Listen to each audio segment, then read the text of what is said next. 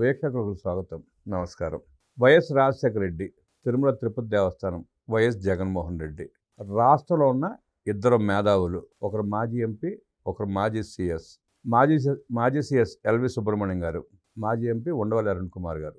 జగన్మోహన్ రెడ్డి 5 ఏళ్ల పాలనలో తిరుపతిలో చేసిన మహాపచారం గురించి ఎల్వి సుబ్రహ్మణ్యం గారు ఖండిస్తూ తీవ్రంగా మాట్లాడిన విషయాలు మనం ఈ మధ్య చూసాం. అలాగే మాజీ ఎంపీ ఉండవల్లి అరుణ్ కుమార్ గారు కలిస్తే తప్పే ఉంది, లైట్గానే కలిసింది కదా అంటూ జగన్ రెడ్డిని సమర్థించిన తీరు. వీరిద్దరూ కూడా రాజశేఖర రెడ్డికి సన్నిహితులే. ఇద్దరు జగన్ రెడ్డి చేసిన అపచారాన్ని ఒకరు సమర్థిస్తే ఒకరు ఖండించారు. వారిద్దరి వీడియోల మీద, వారిద్దరి ప్రసంగాల మీద విశ్లేషించడానికి మనతో పాటు ఉన్నారు సీనియర్ జర్నలిస్ట్ సత్యమూర్తి గారు. వారిని అడిగి మరిన్ని విశేషాలు వేసుకునే ప్రయత్నం చేద్దాం. సార్ నమస్తే. నమస్కారం అండి. నేను ప్రస్తావించినట్టు ఇద్దరు మేధావులు రాజశేఖర రెడ్డి కుటుంబానికి అత్యంత సన్నిహితులు, బాగా తెలిసిన వాళ్ళు. ఒక ఆయన మాజీ ఎంపీ ఉండవల్లి అరుణ్ కుమార్ గారు, రెండో ఆయన సీనియర్ ఐఏఎస్ ఆఫీసర్ మాజీ సిఎస్ ఎల్వి సుబ్రహ్మణ్యం గారు. మహాప్రసాదాన్ని చేసిన మహాపచారాన్ని ఎల్వి సుబ్రహ్మణ్యం గారు ఖండించి, నేను ఆనాడే చెప్పాను తప్పు చేస్తున్నారని చెప్పి ఆయన తీవ్ర వ్యాఖ్యలు చేశారు. రెండో పక్కన ఉండవల్లి అరుణ్ కుమార్ గారు లైట్గా కలిస్తే తప్పేంటి అంటూ జగన్ రెడ్డిని సంబంధించిన తీరుని మీరు ఎట్లా చూస్తారు, ఎట్లా విశ్లేషిస్తారు సార్? ముందుగా మీరిచ్చిన ఇంట్రడక్షన్ తోటి నేను విభేదిస్తున్నాను. ఫస్ట్ పాయింట్ ఏంటి అంటే, ఉండవల్లి అరుణ్ కుమారు జగన్మోహన్ రెడ్డికి సన్నిహితుడు. ఉండవల్లి అరుణ్ కుమారు రాజశేఖర రెడ్డికి సన్నిహితుడు. జగన్మోహన్ రెడ్డి మీద పుత్రవాత్సల్యంతో ఈగ కూడా వాలకుండా చూసే వ్యక్తి. అందులో ఎటువంటి సందేహం లేదు. మీరు చెప్పిన దాంతో ఏకీభవిస్తున్నాను. కానీ రెండో విషయం, ఎల్వి సుబ్రహ్మణ్యం ఆయన రాజశేఖర రెడ్డికి సన్నిహితుడు అంటే సన్నిహితుడు అని ఎందుకన్నానంటే, ఆయన కెరీర్ స్టార్ట్ చేసినప్పటి నుంచి ఆయన పనితీరు గమనిస్తే ఆయనతో కలిసి పనిచేసిన తీరుని బట్టి అన్నా నేను. అంటే ఇంకొకటి కూడా ఉంది. రాజశేఖర రెడ్డి టైంలో జరిగిన కుంభకోణాలలో ఎల్వి సుబ్రహ్మణ్యం పేరు కూడా వచ్చింది.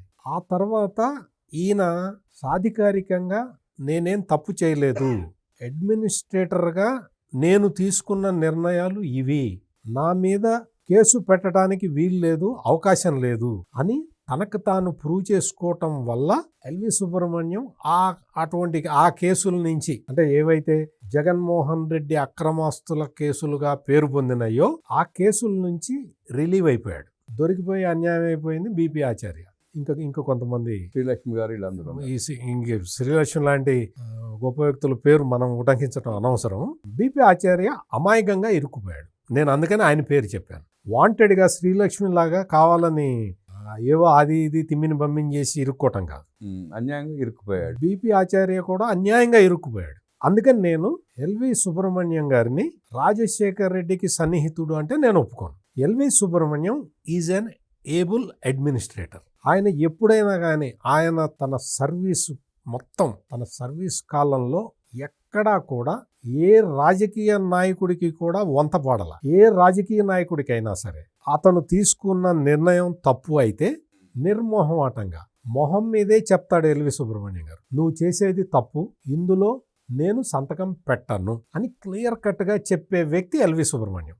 అందుకని అంటే నాకు ఎల్వి సుబ్రహ్మణ్యం ఆయన తీరు ఎట్లా ఉంటుందో నేను ఒక జర్నలిస్ట్గా గమనించాను కాబట్టి నేను ఇంతగా చెప్పగలుగుతూ ఉన్నాను. అదేవిధంగా ఉండవల్లి అరుణ్ కుమార్ పరిస్థితి ఏంటో కూడా నాకు తెలుసు. ఉండవల్లి అరుణ్ కుమార్ అతనికి రాజమండ్రి టికెట్, లోక్సభ టికెట్ వచ్చే నాటికి జేబులో 10 రూపాయలు కూడా లేని పరిస్థితుల్లో ఎంపీ టికెట్ ఇస్తే నేనేం చేసుకోవాలి అని అడిగే పరిస్థితుల్లో ఎంపీగా నిలబెట్టి డబ్బులు ఖర్చు పెట్టి ఆయన్ని పార్లమెంటుకు పంపించేదాకా రకరకాల ప్రయత్నాలు చేసిన వ్యక్తి రాజశేఖర రెడ్డి. కాబట్టి రాజశేఖర రెడ్డికి అంటే రాజకీయంగా కూడా సన్నిహితంగా ఉండటమే కాకుండా రాజశేఖర రెడ్డికి లాయల్గా ఉంటూ రాజశేఖర రెడ్డి చెప్పిన పనులన్నీ చేసే వ్యక్తి ఉండవల్లి అరుణ్ కుమార్. సోనియా గాంధీ ఆంధ్రప్రదేశ్కి వచ్చినప్పుడు వేరే వాళ్ళు ఎవరన్నా ఆమె స్పీచ్ని తెలుగులోకి తర్జుమా చేస్తే వాళ్ళు సోనియా గాంధీకి క్లోజ్ అయిపోతారు అన్న ఉద్దేశంతో రాజశేఖర్ రెడ్డి ఉండవల్లి అరుణ్ కుమార్ని నువ్వే ట్రాన్స్లేట్ చేయి,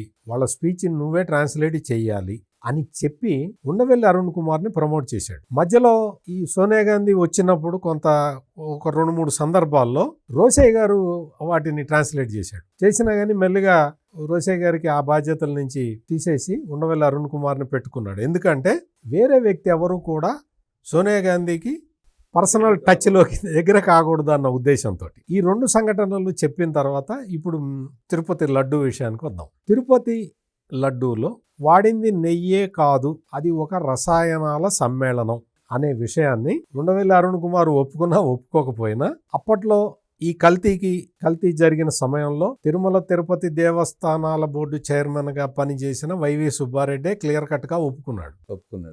చాలా క్లియర్ కట్ గా చెప్పాడు కల్తీ జరిగిన మాట వాస్తవం. దానికి సంబంధించి 36 మంది నిందితుల్ని సిబిఐ సిట్ వాళ్ళు వాళ్ళ ఛార్జ్ షీట్ లో పేర్కొన్నారు. వాళ్ళకి శిక్షలు పడతాయి అని చెప్పింది ఎవరు? మీరు, నేను కాదు, వైవి సుబ్బారెడ్డి చెప్పాడు. ఈ వైవి సుబ్బారెడ్డి చెప్పిన విషయాలు కూడా ఉండవెల్లి అరుణ్ కుమార్ చూసి ఉన్నాడు, గమనించి ఉన్నాడు. గమనించనట్టు నటిస్తాడు. ఎందుకు అంటే వైవి సుబ్బారెడ్డి ఉండవెల్లి అరుణ్ కుమార్కి అత్యంత సన్నిహితుడు, కావాల్సిన వాడు. ఉండవెల్లి అరుణ్ కుమారు, నేను అప్పుడు రాజమండ్రి టికెట్ వచ్చినప్పుడు జేబులో 10 రూపాయలు లేకుండా ఉన్నాడని చెప్పా కదా, అదే సిచ్యువేషన్ వైవి సుబ్బారెడ్డి కూడా ఉండేది అప్పట్లో.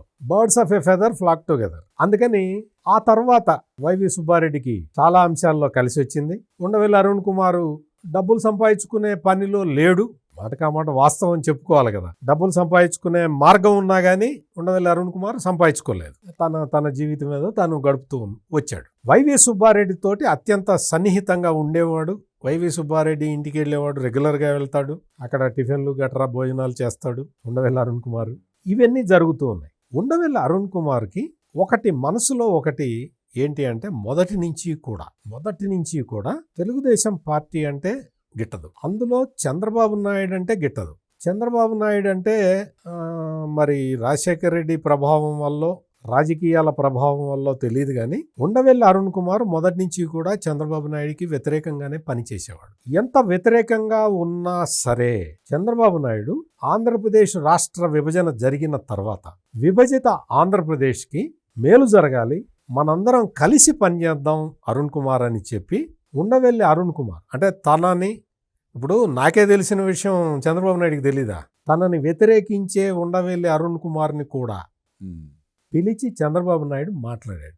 ఏం చేయాలి, నువ్వు రాష్ట్ర విభజనకు సంబంధించి చాలా విషయాలు నువ్వు కూడా స్టడీ చేసావు కదా, మనం కలిసి ఈ విభజిత రాష్ట్రాన్ని బాగు చేద్దాము, నీ సలహాలు ఉంటే కూడా నాతో చెప్పు అని చెప్పి చంద్రబాబు నాయుడు అడిగాడు. పెద్ద మనిషి అయితే అన్నీ చెప్పాలి. నువ్వు పెద్ద మనిషి కాకపోతే, నీకు ఇష్టం లేకపోతే నువ్వు దూరంగా ఉండు, తప్పులేదు, చాయిస్ ఈజ్ యువర్స్. కానీ ఉండవెల్లి అరుణ్ కుమార్ ఆ తర్వాత సలహాలు ఏవి ఇవ్వకపోగా, అంటే రాష్ట్రాన్ని మెరుగుపరుచుకునేందుకు సలహాలు ఏవి ఇవ్వకపోగా, మద్యం బాటిల్ ఇట్లా ఉందని, మొత్తం ఊరూరా మద్యాన్ని పంపిణీ చేస్తున్నారని, పోలవరం కడతం ఏంటని, ఈ పోలవరం నువ్వు కట్టడం ఏంటి, కేంద్రం కట్టాలి కదా అని, ఇటువంటి ఈ సిల్లీ విషయాల్ని టేకప్ చేసి ప్రజల్లో ఒక రకమైన అనుమానాలు చంద్రబాబు ప్రభుత్వం మీద, అంటే 2014 నుంచి 2019 వరకు ఉన్న చంద్రబాబు నాయుడు ప్రభుత్వం మీద ప్రజల్లో అనుమాన బీజాలు పడేలాగా చేశాడు ఉండవెల్లి అరుణ్ కుమార్. ఉండవెల్లి అరుణ్ కుమార్ ఒక్కడే చేశాడు. ఉండవెల్లి అరుణ్ కుమార్ ఒక్కడే తెలుగుదేశం 2019లో ఓటమికి కారణం అని చెప్పేంత అమాయకుడిని నేను కాదు. ఇది కూడా ఒక కారణం. ఉండవెల్లి అరుణ్ కుమార్ ఆ తర్వాత నువ్వు రాష్ట్ర ప్రభుత్వంలో జరిగే లోపాలని నేను చెబుతాను అన్న నిర్ణయం తీసుకున్నావు కదా. అంటే చంద్రబాబు నాయుడు ప్రభుత్వానికి వ్యతిరేకంగా కొన్ని విషయాలు చెప్పిన వ్యక్తివి కదా. అంటే నువ్వు విజిల్ బ్లోయర్ లాగా పనిచేసావు. Correct, I appreciate that. నువ్వు 2019 నుంచి 2024 వరకు కూడా నువ్వు అదే పని చేసి ఉన్నట్టయితే నేను నిజంగా Undavalli Arun Kumar you are the best అని ఉండేవాడిని. రాష్ట్ర సేవలేసి అనుకునేవాళ్ళు. ఎగ్జాక్ట్లీ.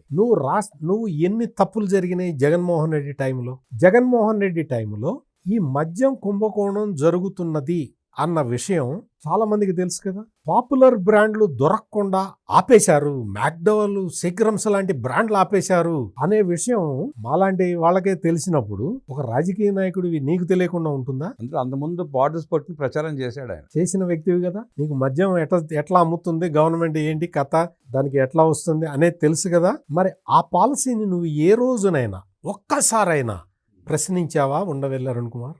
మాట్లాడలే. ఇదే కాదు, పోలవరం ప్రాజెక్టు గురించి నీకు డయాఫ్రమ్ వాల్ దెబ్బతిన్నా, ఢిల్లీ వెళ్ళినప్పుడల్లా జగన్మోహన్ రెడ్డి నిధులు అడక్కపోయినా, నీకు పోలవరం ముంపు ప్రాంతాలకి R&R ప్యాకేజీ రాకపోయినా నువ్వు ఏ రోజునైనా వచ్చి జగన్మోహన్ రెడ్డి నువ్వు తప్పు చేస్తున్నావు, నీకు చంద్రబాబు నాయుడు మీద కోపం ఉంటే అది సపరేట్గా తీర్చుకో, పోలవరాన్ని ఎందుకు నాశనం చేస్తున్నావు అని అడిగావా? ఇటువంటివి ఒకటి కాదు, ఒక 1,00,000 ఉన్నాయి.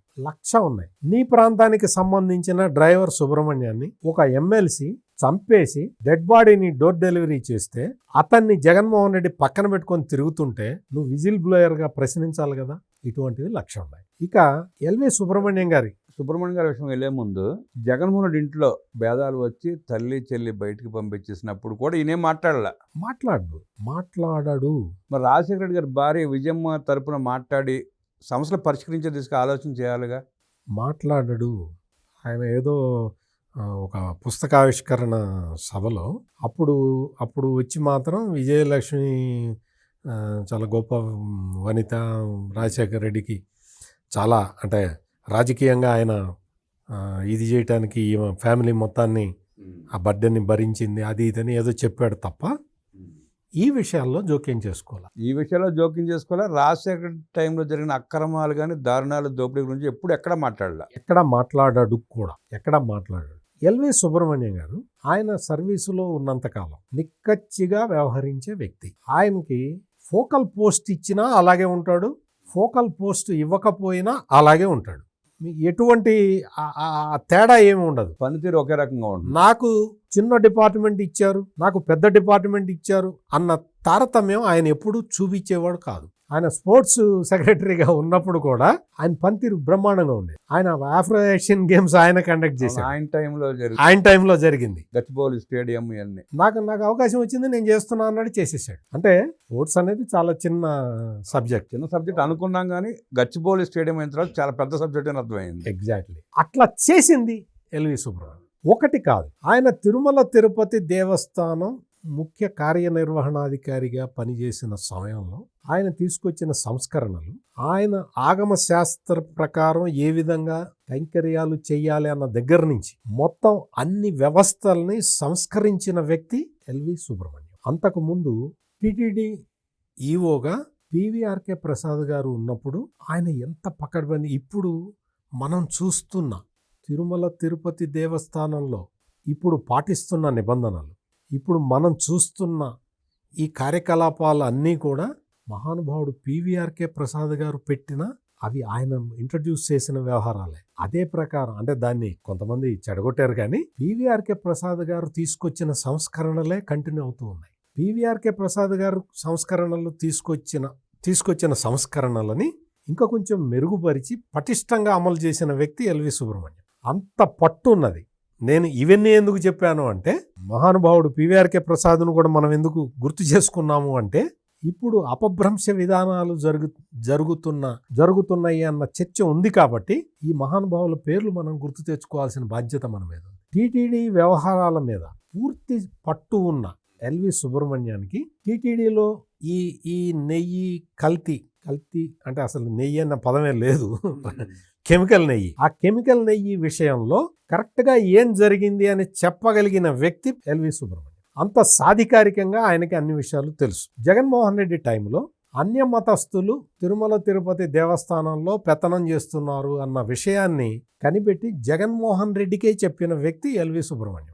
చెప్తే జగన్మోహన్ రెడ్డి మీరు కరెక్షన్స్ చేయండి అని చెప్పటానికి బదులుగా ఎల్వి సుబ్రహ్మణ్యం గారినే అవమానకర రీతిలో చీఫ్ సెక్రటరీ పొజిషన్ నుంచి తోసేవతలు పడేశాడు పక్కకి. అంటే నువ్వేం చేయాలి? దానికి కూడా టీటీడీనే కారణం. అన్య మతస్థులు ఉన్నారు తిరుమల తిరుపతి దేవస్థానంలో అని ఆయన రిపోర్ట్ ఇచ్చి తగిన చర్యలు తీసుకోవాలి, అనుమతి ఇవ్వండి అని కోరిన తర్వాత జరిగిన పరిణామాలు ఇవన్నీ. ఆయన్ని చీఫ్ సెక్రటరీగా బయటికి పంపించటానికి కారణం వేరే ఉంది, కానీ అప్పటి నుంచి తిరుమల తిరుపతి దేవస్థానంలో అన్యమతస్థులు ఉన్నారు అని ఆయన చెప్పినప్పటి నుంచి బీజం పడ్డది, కక్ష పెంచుకున్నాడు. అది జరిగింది.